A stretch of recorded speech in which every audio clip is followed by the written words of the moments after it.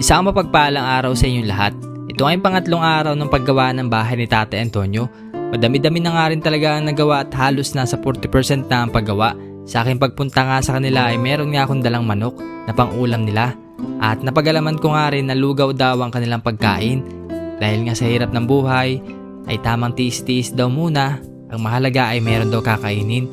Dahil nakwento nga rin nila na kapag mga ganitong buwan ay talagang walang hanap buhay.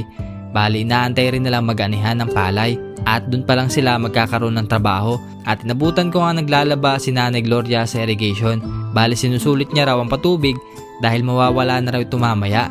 At nang matanggap nga ni Nanay Gloria ang pangulam, labis nga ang kasiyahan. Kainin niya. Naman ito ah. Oo. Bali nga ipapaluto na lang daw ito sa anak niya at magtitinolo na lang para nga may sabaw rin si Tate Antonio. So, thank you very much sa ating sponsor na si Mabel. Bibili ko ng karning manok para kay Tate Antonio. So, dadala na lang ng lutong ulam doon sa Tate Antonio. Kamusta po si Tate Antonio? Nilay na ko po ng hapo nga. Dating-dating yung inahapo siya. Ay, nahapo pa rin po. Ang hindi mawala sa kanya yung ubo. Pag inubo siya, may nahapo na.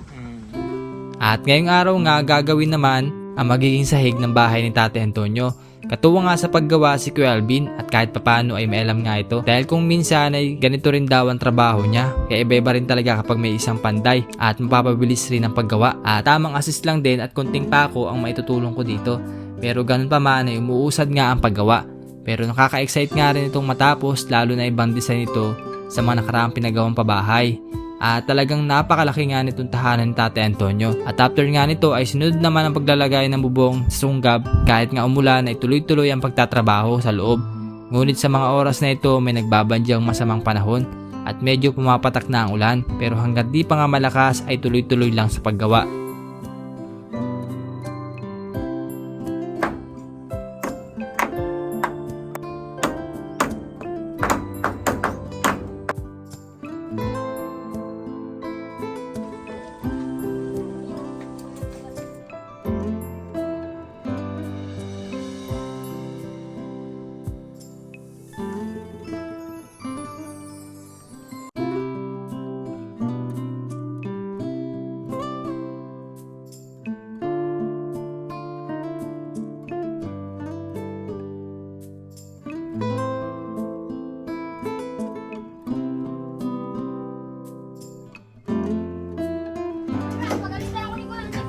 At after ilang oras ay naluto na nga yung dinala nating manok at agad naman pinakain ni Nanay Gloria si Tate Antonio.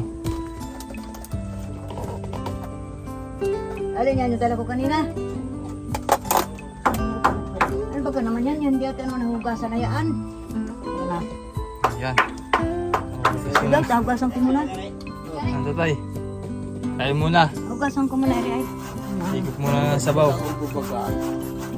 Di ba alis bagang hapo pa pagdagdag-dig? Buhay natin ito. Saan yung tubig mo dyan? Wala na. Yan. Ba't labo? Ay, hindi malinaw. Bakit tinatabay muna? Ang takot niyan. Kaya talagang hirap-hirap ka rin natin. Pabalik-balik. Oh, yung kanin mo nasaan? Lalo. Ako'y nagdala kayong umaga ng kanin. Aray ko! Aray Ay, ko! hindi pa kinakain kayo? Pinakatulog ay. Ang dating ninyo, hindi ko na malayan. Magasain pa ako. Oh, Tama na yan. rin dala ko ah. Oo. Dahil hindi ka pa maubos yan. Sana, atak-tak na. Ah, sige, tatlong na.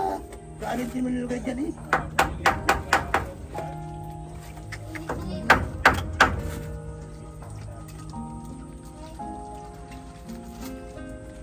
Oh, yan. Oh, oh. Yung kutsara mo, kuna. Kaya atang takot na rin. Yung mga plato, hugasan ko pa. Kain po muna, kain. At napansin ko nga rin itong dalawang magkapatid at talagang porsigidong tanggalin yung pinagmuldihan ng semento na kahit nga hirap na sa pagbunot ay gagawa ng paraan. Sige Utoy, pagpatuloy niyo yan.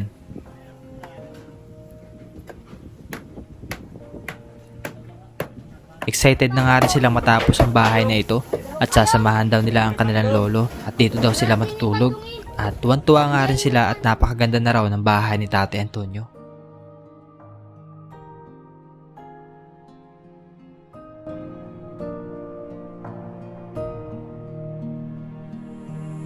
Ayan, tapos na yung paggawa ngayong araw. At ito yung natapos natin for today's video. Ayan, so ito bukas naman yung lalagay naman ng bintana. At pinakansahig. So bali kukuha naman si Kuya Alvin ng kawayan parang sa ganun meron dito. Dito naman ay plywood. Di medya yung lalagay natin para hindi gaanong mainit. O ano pala, hindi gaanong malamig. Kasi kawayan sisingaw yung lamig sa ilalim. Kaya ganun po yung pinakaplano, yung design. Ayan, so namalagyan na rin ng yero. Ayan, tapos na. Medyo napabilis din kahit paano kasi may katulong si Tatay rin sa pag lalagay ng yero si Kuya Alvin. Ayan. Ayan, unti-unti nang nabubuo ang bahay ni Tatay Antonio, no? Ano, Tatay? Parang kayo nalamig na naman. Hindi. Ha? Hindi.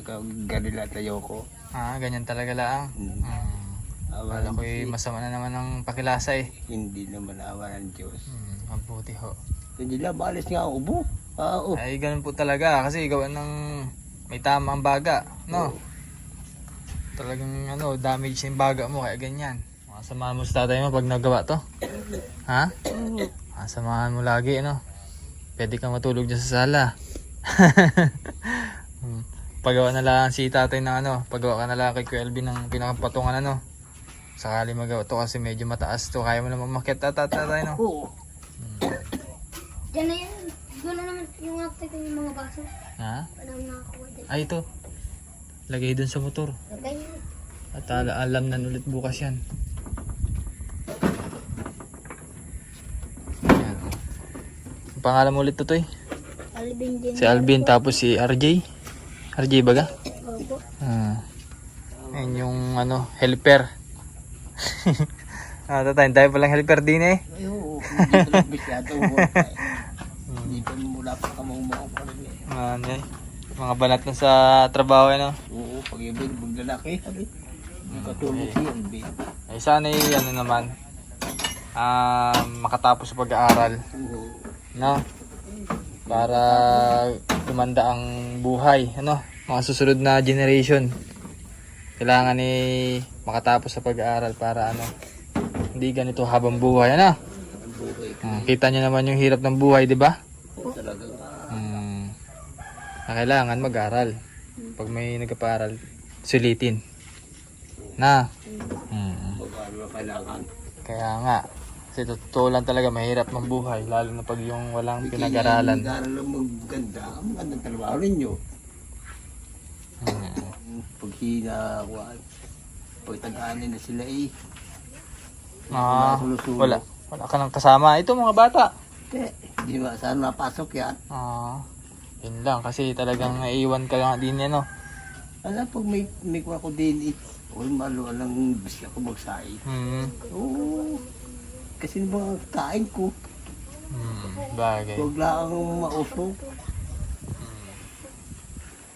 Sa siluloy matulog na sa Ha? papag. Sa papag? Sa papag? Sabi daw mga double day. Bah, sino magawa? Si tatay mo?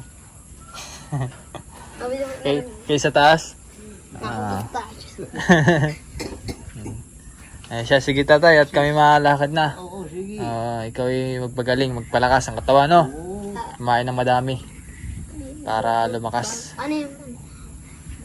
Mga babayan, yung update natin sa bahay na pinapagawa kay Tatay Antonio. At maraming salamat muli sa ating sponsor na si Ma'am Betty, kina Ma'am Geraldine at sa isang anonymous, at sa mga tumulong kay Tatay simula una. Maraming salamat po. Hindi ko na kayo maisa-isa dahil sobrang dami po. Pero lubos po akong nagpapasalamat sa inyo at samahan niyo po kami hanggang sa matapos tong pabahay para kay Tatay Antonio. So salamat din sa mga tumulong. Ayan, kina Kuya Alvin at sa mga iba pang katulong natin din sa paggawa. Ganito lang muna update natin mga babayan at maraming salamat po sa inyong panonood. Bye bye!